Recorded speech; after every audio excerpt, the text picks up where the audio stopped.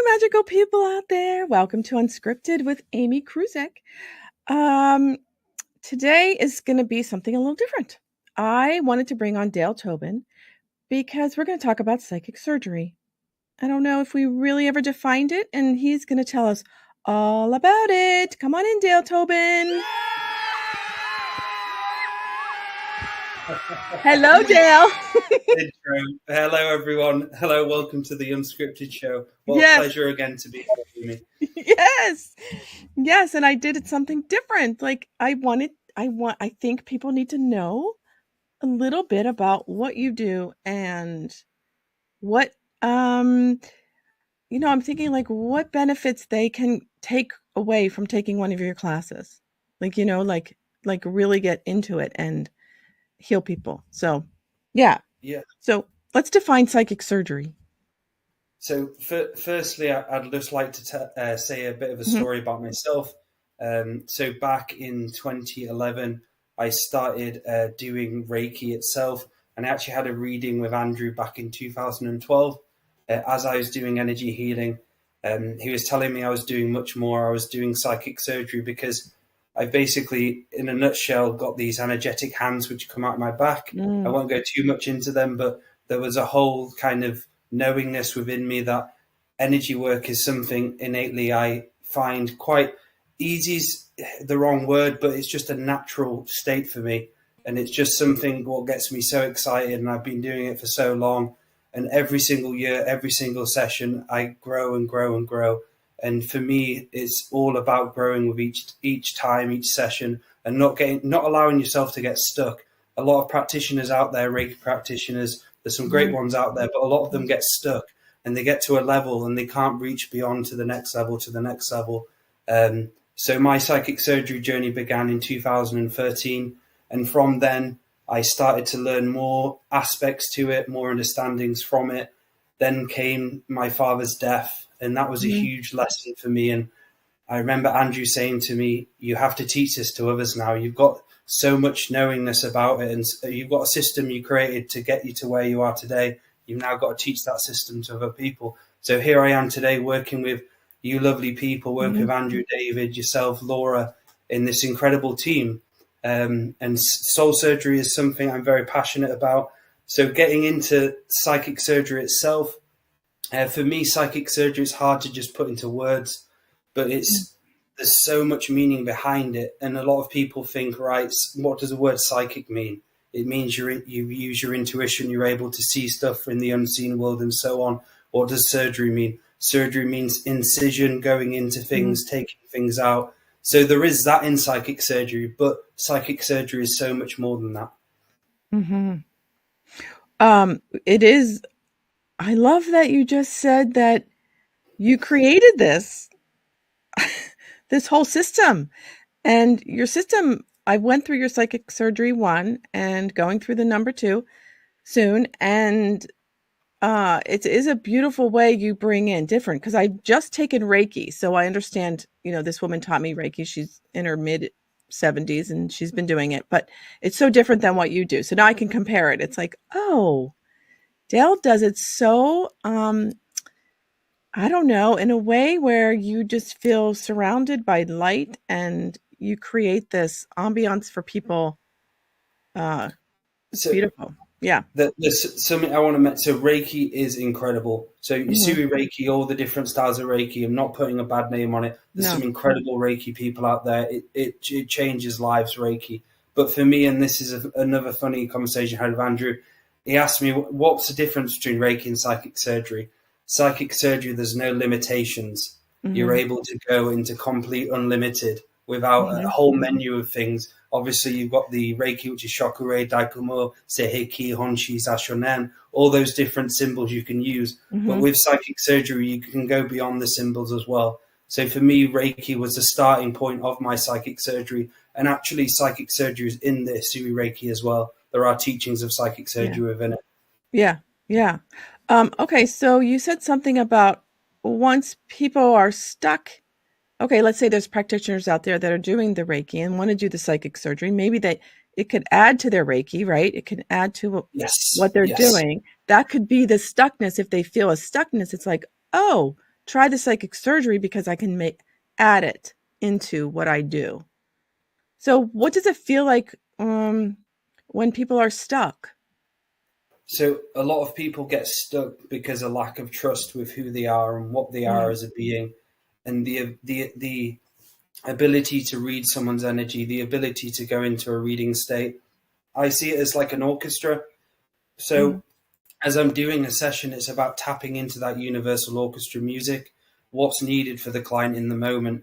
Instead of me trying to structure the session, right, I'm going to do this, I'm going to do this. There's just innate knowingness of a reading energy of what I need to do in the space. And I remember having conversations again with Andrew about this, and there is a second part of me in the future, a second in the future, always kind of reading what's going to happen next, what's going to happen next. So for the psychic surgery itself, it's giving people access to their, I'd say, mastership within inside themselves, where Mm-hmm. they can be innate, powerful readers. They can just literally into a session, go into someone and just start reading the body, start reading and scanning all around the body in the areas. So you kind of have like a synopsis of what's going on with the client. Then from there, you can go into the session with a bit of knowing about it. Sometimes in sessions, I just innately know that what's going on with them straight away. It's just this trust of reading, which people have such a block with, the reading skills. People get obsessed with seeing shit. Like, you shouldn't get obsessed with visualization because that blocks you from the other sides of the senses. You're meant to have the smell, the taste, the touch, the feel, the vision as well, all in balance and not in competition. Because as soon as you go in competition, because you see it in Reiki trainings all the time, oh, I didn't see that, but that person did. I'm jealous, or I'm Yeah. annoyed that I can't see that. But some people aren't meant to see like that. Some people are meant to be innately readers of feel. And I was like that at the start. Mine wasn't as much visualization. A lot of it's visualization as well now, but the starting point for me was using what I knew, and that was the feeling of reading the feeling of a situation. Mm-hmm. Oh, I agree with you about having that trust, because when I took your class, um, I worked on my friend who was going to have hip surgery. I think I told you the story. And Yes. she's in her 70s, and I did something, and there was something with her heart I felt. And I'm like, "Oh, should I tell her?" Because she wanted to know afterwards. You say, what did you see? And I told her everything I said. It was spot on, but her heart, I'm kind of like, "Okay, I'll tell you." Well, she goes into the surgery and she had to come back out because she had AFib. So there was something in her heart and she couldn't go through with the surgery at the time. She was so, Wow. yeah. So she was so appreciative of, like, "Oh my goodness." So you have to trust that. Like, I had a little bit of hesitation about, should I tell her that? Because it was feeling kind of like off. I said her rhythm felt off to me on her heart. So yeah, so just trust. Beautiful, Amy. There you Yeah. go. And that's you tapping into your inner genius. That you know straight in that moment what was needed or what was going on with her. But the thing with a lot of people is they get the reading and they know what it's about, and all of a sudden their ego and doubt comes in straight away. So it's like a stream of, they know what's up, but all of a sudden their ego or brain takes over and just says, no, you're making that up. Then after a Yeah. while they deflate themselves and actually don't say what's going on. And it So and it that's was it was good to be. I didn't know what it was. I didn't say, "Oh, you have AFib." No, I didn't know, but I knew that her rhythm was off and her yes. chambers there's something with the chambers and the heart. So it's even just, you just have to know that piece, and then they go figure that out. Oh, huh. Yes. Right? Like, they have to, people who come to you still have to do the work. Yes, they do. You And don't heal what's going on. You do. that's it. Am I saying it wrong? I mean, you do, Yes. but Yeah. So you're giving them kind of, and this is a psychic surgery. We're talking about the second course here. The yeah. workshop is the roadmap back to the grandmother. So at the beginning of my psychic surgery session, it was all about learning how to read energy, scan the body, start removing stuff, start adding stuff, being able to Mm, read properly. Then I realized there was something deeper going on, where you're basically giving them the roadmap back to the grandmothers and grandfathers. It's mhm, basically like seeing each client as a tree of life, and how you can connect to them back to the tree of life in a way. And that's my development from the years of learning more and more. I'm like, holy shit, it's just like an orchestra, like going back to what I said mhm. before. It's what's needed in the moment, and you're there with your team of soul surgeons the ancestors and grandmothers come in as well, then you learn to have trust with them. You learn to know and ask them questions. So when I'm about to do a session, I ask my grandmothers and soul surgery team, is there anything I need to take note in this session? Then halfway through, I'd have an energy of the grandmothers come in and start telling me stuff that I need to say to them that they're avoiding, or something that's going on with them where I need to put more intention, and so on and so forth. So what else, let's say somebody, you're connected with the grandmothers, grandfathers. What is something else that can come through for them that may not be that, but could be something else that maybe they're not quite understanding? Well, what is this that I know? I'm feeling something, but it doesn't feel like a grandmother or a grandfather.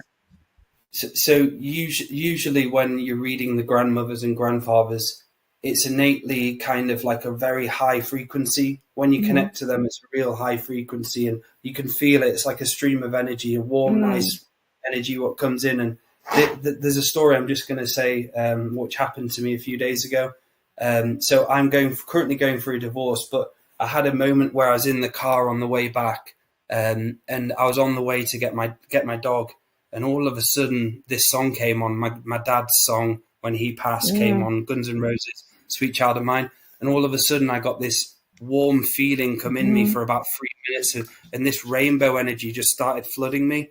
And he started talking to me, and I just burst out crying. Wow. And it's like you are basically connecting to the rainbow frequency, the aurora borealis, the dreaming mind of the earth. It's bringing it into you, and it's sometimes not to see the grandmothers as a collective, not singular people.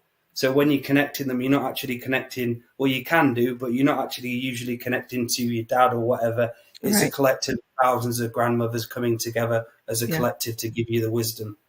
Wow. No, I can feel that chills like right now. Like I know exactly what you're talking about. You felt it. You felt it in the right now. meditation, the psychic surgery guided stuff we did. I could see it. You found it. And that's you finding the universal roadmap back to yourself. And that's what I'm here to do. I'm not here to change you, but I'm here to give you the keys to find yourself. Yeah, no, that it's such a beautiful feeling in the body. I don't know how to describe it. You know what I mean? Like you know it. Like you're not doubting that. I'm not doubting that. No. So what are some preparations before once somebody completes the course? What is it that I know you teach all this in the class, but go ahead, Amy. Sorry, no, go ahead. Go ahead. So people coming onto the course, they will learn how to send treatments backwards in time, how to send treatments forward in time, because one of the most important things in soul surgery, psychic surgery, is you have to start doing the inner work on yourself. So when you have the psychic surgery skills and learn them, you can go back into the past and start literally changing the past by going to that person who is suffering from trauma or going through a really hard time. And you're able to actually start clearing out some of the depression, what was going on, start fortifying them with light, ancestral connection. So there's so many different layers to psychic surgery, but the course itself is all about learning how to read energy, how to feel comfortable and trust who you are as a practitioner, not to get overwhelmed, because some of the teachings in there are designed to not let you get overwhelmed, because that was something I had a problem with. As soon as I started healing loads of people, I had to deal with more of my own shit. So there's other teachings in there as well about how to stay grounded, because a lot of people, practitioners out there, they have loads of clients and they burn out for 2 or 3 weeks after. So it's about how to maintain your energy, how to be a human, but innately learn the reading skills, how to go in there, literally take things out, add things, bring the grandmothers in, use soul retrieval as well. Soul retrieval is big in the training. So you're able to go to the home of the grandmothers and grandfathers, the ancestral homeworld. You're able to bring soul shards back and bring it into that person, and you're able to actually see where this soul shard's from. So you could get a soul shard from 1206 or 1666, and you innately know where that is, and you place it in there. You obviously have to then start clearing it, integrating it, and so on. Yeah. So it's bringing the soul back together piece by piece, session by session. And there's some really incredible people I've had in the past who have done sessions for years with me where things have happened beyond, Hmm. blown me away, Amy. Yeah. Absolutely blown me away. Yeah. It's so beautiful because you do work together with your client. Yes. You're working together with their soul, right? With their spirit Yes, there you go.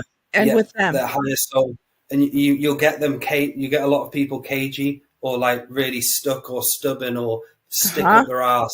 Like it's like, right, how can I get them into the going into hypnotherapy Yeah. here, the PMR, personal muscle relaxation, take them through that, allow them to go into the delta state. That shit's important because Yeah. when you go into giving someone a session straight away and they're not in relaxation, you're only going to get 50% out the session. You have to Exactly. guide them so they are really relaxed within themselves. Then you go on to the soul surgery after.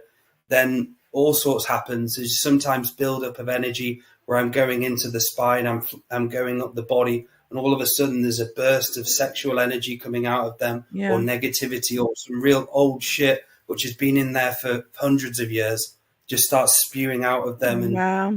I've seen it all. I've seen obviously the not so nice stuff, dealing Yeah. with ghosts and stuff like that. In the course, you learn how to deal with those type of frequencies as well. Wow. Oh my goodness. It is. I would recommend it to anybody that's even thinking about it. Just go ahead and do it because you just learn so much more than you think you're going to learn.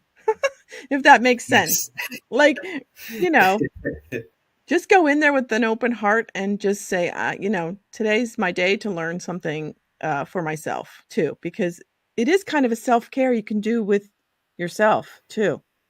Yes. You And, don't have to be a practitioner and have clients. You can do it just with family members or yourself. It's helped me. yes.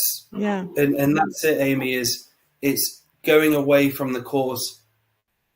Everyone's so inspired, and you see people who Mhm. come in who don't really have much awareness of energy, and Yeah. afterwards they've got a single bit of awareness, and they've Mhm. got inspiration, and they've got a set of skills, so they can start slowly healing themselves, Yeah. going through that rite of passage onto the next stage and onto the next stage of spirit.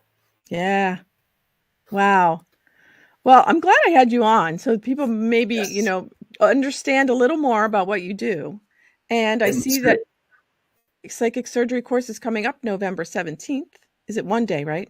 One day. no, so it's Oh, 17th, 6 till 9, 18th, 6 till 9. So it will start on the Friday, November the 17th, 6 p.m. UK time till 9 p.m. Then on the yeah. Saturday, the same again. So you will also get a half an hour session with the sign up as well. So as soon as you sign up, you get a free half an hour Oh, session yeah. with myself. Yeah. And I mean, I'm going to tell people to eat a good meal before this because you do burn up a lot of energy. Yes. I With that. remember it being starving afterwards. It's like, holy moly. Yes. I don't know. That's just a little PSA there. Yeah. There you Um, go. It's wisdom. I Wisdom mean, there. you Yes. just little things that help. Um, Yes. so where can people get a hold of you, Dale Tobin? So if you go onto daletobin.com, the website, Symmetry of Health website, all the details are on there to sign up. There's more in-depth details about the workshop itself. And when you sign up, you'll get that free session as well. Yeah. Yeah. It's great too. Okay. Thank you so much, Dale. And I have a question for my audience, and you can leave your comments below. So here's a question. What event in your life would make a good movie? Uh-oh. That's an interesting question. I can't think of it off the top of my head, yeah, so thank you everybody for listening and watching, and stay magical. Bye. Thank you, guys. Thank you.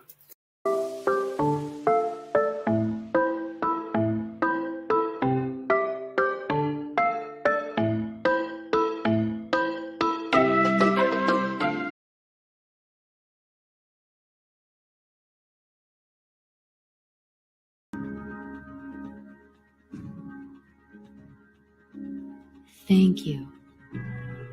Tell me how you want to be loved.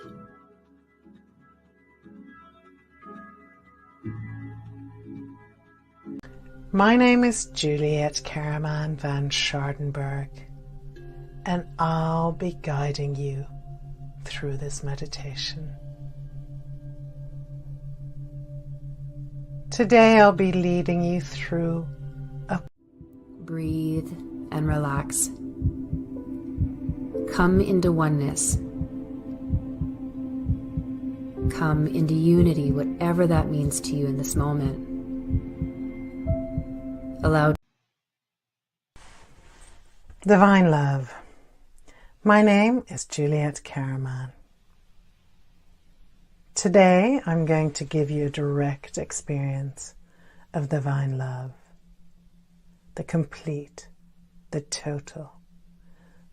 Feeling very, very fine, sinking deeper and deeper down.